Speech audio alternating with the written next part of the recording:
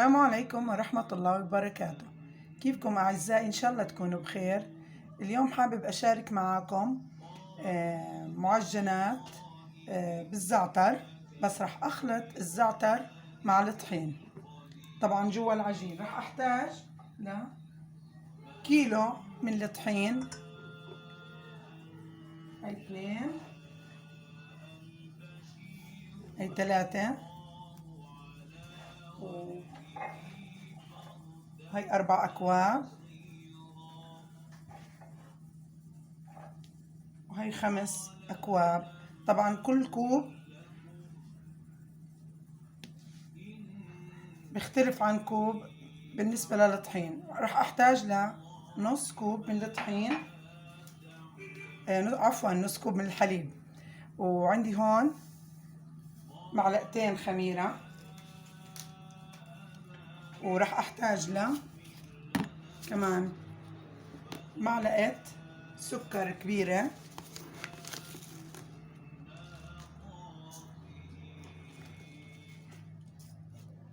معلقة وربع. وراح أحتاج كمان معلقة ملح صغيرة.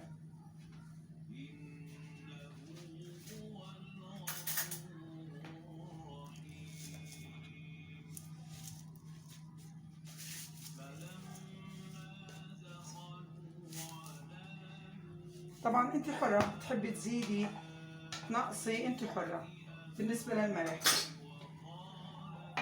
وهلا رح انزل العجان عشان اخلط كل المواد الجافة.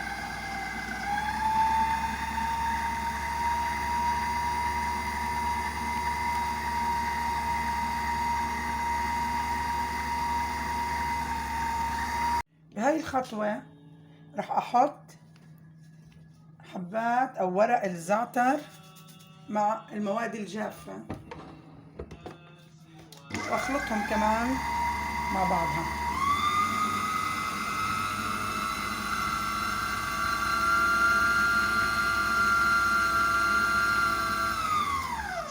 هلا راح اضيف نص كوب زيت زيتون، وراح اخلي فيه مش كله عشان ألمع العجينة بالآخر.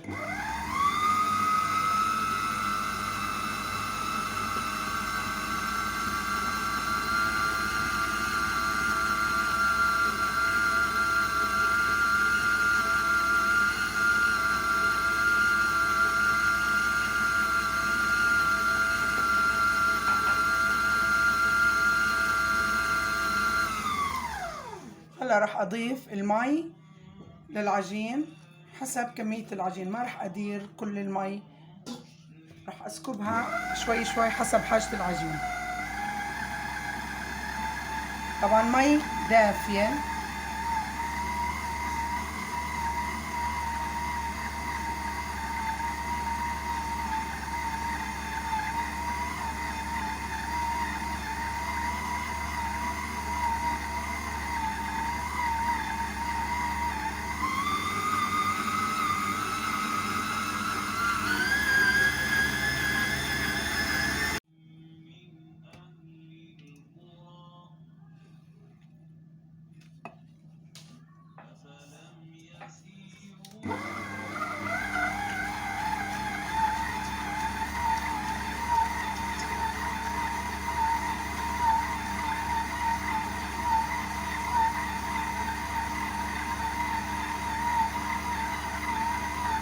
ما شاء الله العجينة معي لازم تكون بهذا القوام، ما شاء الله.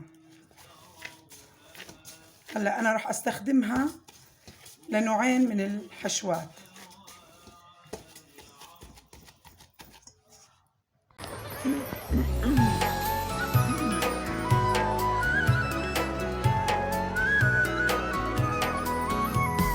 مرحب مرحب يا هلال، أهلا أهلا كيف الحال؟ مرحب مرحب يا هلال، أهلا أهلا كيف الحال؟ قد غبت وإليك اشتقنا، وانتهى بعدك صار وصال. نعطي صبرا نأخذ أجرا،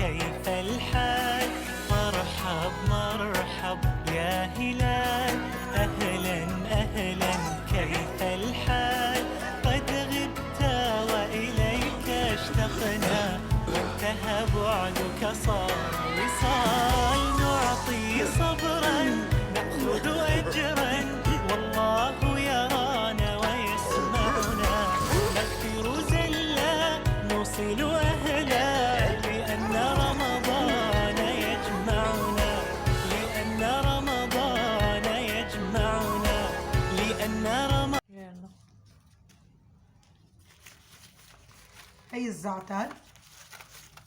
ما بقولكم قديش شهي والريحة بتجنن. العجينة مثل البسكوت.